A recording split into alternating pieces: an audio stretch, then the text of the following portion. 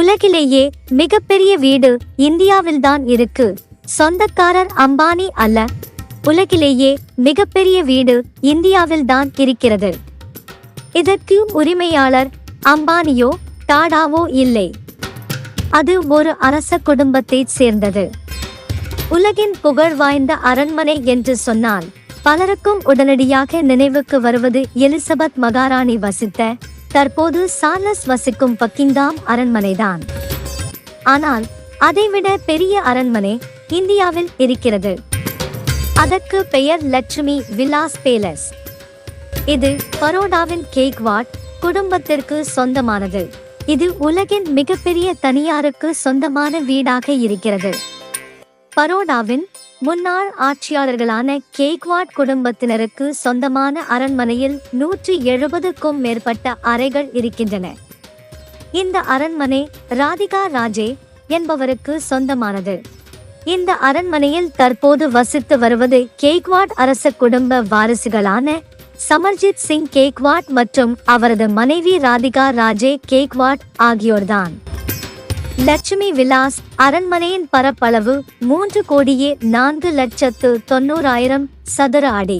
ஆனால் லண்டனில் உள்ள பக்கிங்காம் அரண்மனையின் பரப்பளவு வெறும் 8,28,000 சதுரடிதான்.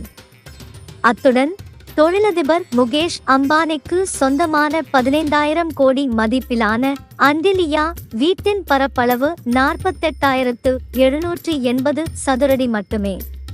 லட்சுமி விலாஸ் அரண்மனையில் சுமார் 170 அறைகள் உள்ளன. 1890ஆம் ஆண்டில் மகாராஜா சாயாஜிராவ் கெய்க்வாட் என்ற மன்னரால் கட்டப்பட்டது.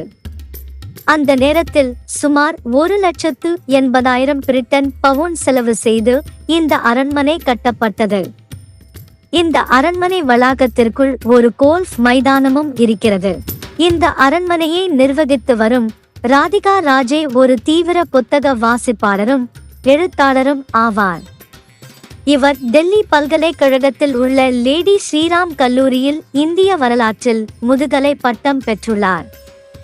2002ஆம் ஆண்டில் மகாராஜா சமர்ஜித் சிங் கெய்க்வாட்டை திருமணம் செய்து கொண்டார்.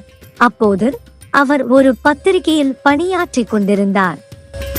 2012ஆம் ஆண்டில் லட்சுமி விலாஸ் அரண்மனையில் நடந்த பாரம்பரிய விழாவில் சமர்ஜித் சிங் கெய்க்வாட் பரோடாவின் மகாராஜாவாக முடிசூட்டப்பட்டார்.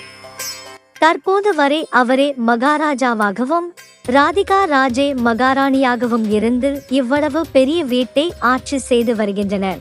இவர்கள் மீது பரோடா பகுதி மக்கள் இன்றும் மிகப்பெரிய மரியாதையை வைத்துள்ளனர். எனவே இந்தியாவில் மன்னராட்சி ஒழிந்துவிட்டாலும் இன்றும் இந்த பரோடா குடும்ப வாரிசுகள் முடிசூடா மன்னராக வாழ்ந்து வருகின்றனர்.